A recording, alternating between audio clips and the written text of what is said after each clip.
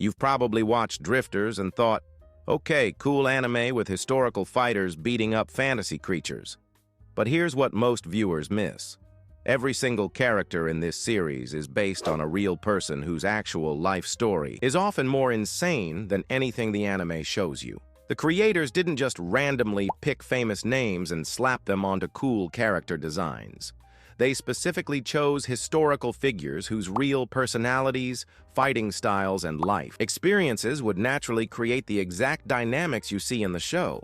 Most anime that use historical characters treat them like costumes. Take a famous name, maybe keep one or two surface details, then make up everything else. Drifters does the complete opposite. The more you learn about these real people, the more you realize the anime is actually showing you historically accurate versions of how they'd probably behave if you dropped them into a fantasy world together. So that's exactly what we're going to explore. We're diving deep into the real history behind every major character in Drifters, starting with the main protagonist. And you're going to see how understanding their actual lives completely changes how you watch the series. We'll cover who they really were, what made them legendary in their own time, and why the anime creators made such specific choices about which historical figures to include. Before we begin, please leave a like and subscribe if you enjoy me making these types of videos. I'm trying out some new content styles, so your thoughts are more than welcome. If you have any other content ideas I can try, or just want to say hi, or maybe you like this direction in content I'm exploring, please let me know. Also, thanks for the 1,000 plus subscribers. It means a lot, and I truly appreciate it. I'd also like to add that making anime lists and YouTube shorts is all fine and good, but I thought I might want to try something different, you know? Using anime as a base for diving into topics that are more substantial than just random anime recommendations or the Attack on Titan slop I've been putting out. Since I've been brainstorming content ideas, I thought it might be fun to explore deeper themes and discussions.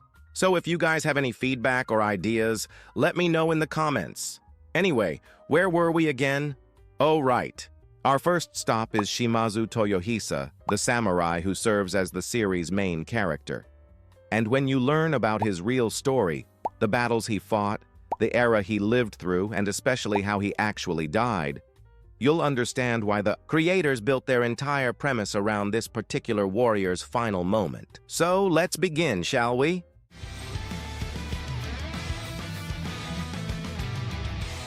Most people think Drifters just threw random historical figures together for cool fights, but when you actually dig into Shimazu Toyohisa's real story, you realize the creators picked someone whose actual death was so dramatic it practically writes itself into fantasy. This guy lived through some of the bloodiest decades in Japanese history, fought in battles that shaped an entire nation, and went out in a way that makes his anime portrayal feel almost tame by comparison. So who exactly was this samurai that the anime uses as its main character? Toyohisa came from the Shimazu clan down in southern Japan. Think of them as the power family of Kyushu Island. Born in 1570 in what's now Miyazaki Prefecture, he wasn't just some random warrior. His father was Shimazu Toyohisa, his uncle was the legendary Shimazu Yoshihiro, and from day one he was groomed to be a military leader in one of Japan's most turbulent eras. Now here's what makes Toyohisa's story so compelling. He lived right through the end of the Sengoku period, which was basically Japan's version of Game of Thrones, but with real consequences. We're talking about the 1580s and 1590s when the entire country was being unified under Toyotomi Hideyoshi, then later Tokugawa. Toyohisa wasn't just witnessing history, he was actively fighting to shape it. His military record reads like a greatest hits album of samurai warfare. The Battle of Okitanawate in 1584 saw him help crush the Ryuzoji army and cement Shimazu dominance in Kyushu. Then came the Kyushu campaign, where Hideyoshi basically said, "You're all going to bow to me now," and the Shimazu had to choose between fighting or joining. They chose to submit, but that actually worked out because it got them included in some of Japan's most ambitious military ventures. The Korean invasions between 1592 and 1598 were where things got really intense. Japan decided to conquer Korea as a stepping stone to China. Imagine the logistics of moving entire armies across the sea and trying to hold territory thousands of miles from home. Toyohisa was right there in the thick of it, gaining experience in the kind of large-scale warfare that would define the rest of his career. But here's where his story gets really interesting. While all this was happening in Japan, the rest of the world was going through its own massive changes.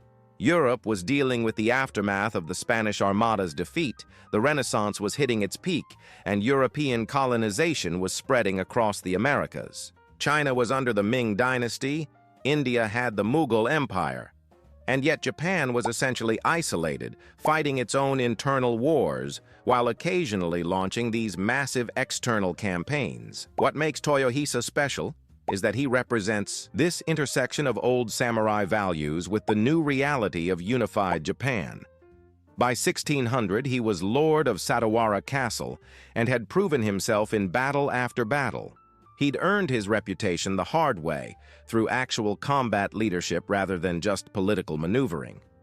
Then came October 21st, 1600, the Battle of Sekigahara. This wasn't just another fight. This was the battle that would determine who controlled Japan for the next 250 years.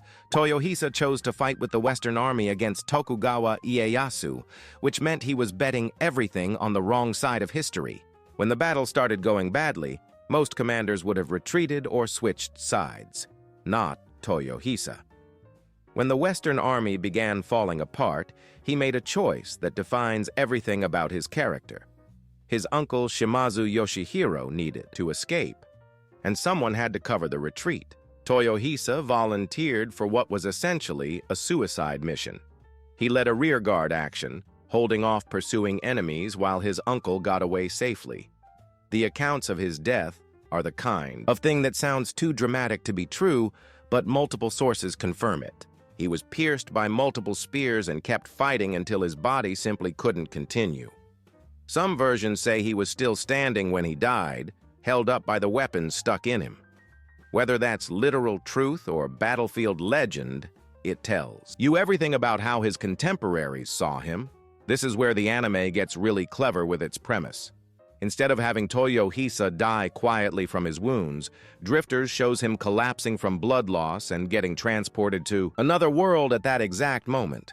The creators took a real historical death that was already legendary and used it as the perfect transition point into their fantasy story. What's brilliant about this choice is that Toyohisa's actual personality and combat experience translate perfectly into the anime's world. He's not some overpowered fantasy character. He's a real warrior with real skills facing new challenges. The tactical thinking he developed during the Korean campaigns, his experience leading desperate fights like Sekigahara, and his willingness to sacrifice himself for others all become crucial parts of his anime character. The timing of his death also matters historically. 1600 was literally the end of an era in Japan. The Sengoku period was over, the Tokugawa shogunate was about to begin, and the age of the independent samurai was ending. Toyohisa died right at that transition point, which makes him a perfect representative of old-school samurai values being transported into a completely different context. When you understand all this background, watching Drifters becomes a completely different experience. You're not just seeing some random anime character fight monsters. You're watching a historically accurate portrayal of a real samurai applying centuries of Japanese military tradition to fantasy warfare. Every tactical decision he makes, every leadership moment, every time he puts himself at risk for his allies, that's all based on documented historical behavior. The anime creators clearly did their homework, and they picked Toyohisa specifically, because his real story was already so dramatic that it could support the weight of their fantasy premise. They didn't need to make him more interesting or give him special powers. They just needed to drop him into a new world and let his actual historical personality drive the story forward. So there you have it, the real story behind Shimazu Toyohisa, and now you can see exactly why the Drifters creators chose him as their main character. This wasn't some random samurai they picked because he had a cool name. This was a warrior who lived through the most chaotic period in Japanese history, fought in battles that literally shaped the future of an entire nation, and went out in a blaze of glory that was so dramatic it practically writes itself into fantasy.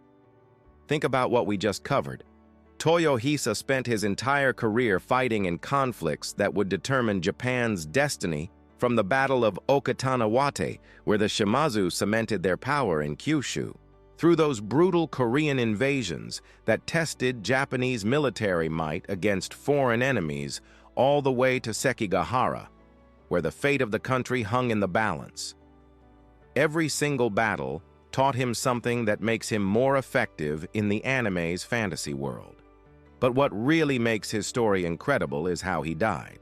When most commanders would have retreated or switched sides at Sekigahara, Toyohisa chose to sacrifice himself so his uncle could escape.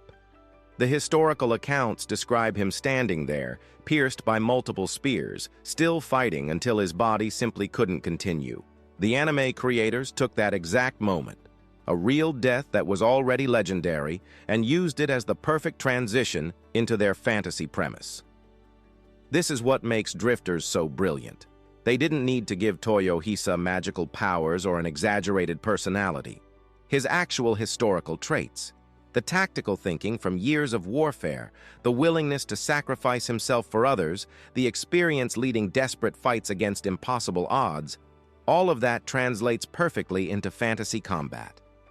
You're literally watching centuries of real samurai tradition applied to a completely different world. When you understand this background, every decision Toyohisa makes in the anime hits different. His leadership style, his fighting techniques, his moral code, even the way he adapts to new situations, that's all based on documented historical behavior from someone who actually lived through Japan's most transformative era. If this deep dive into the real history behind Drifters changed how you see the anime, smash that like button and subscribe for more breakdowns of the historical figures in this series. And here's how I know you stuck around to the end.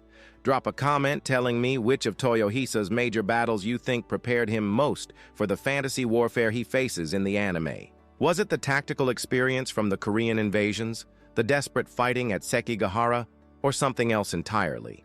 Understanding the real people behind our favorite anime characters makes the story so much richer.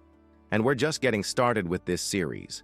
Thanks for watching, and I'll see you in the next breakdown where we dive into another historical legend who's even more controversial than Toyohisa.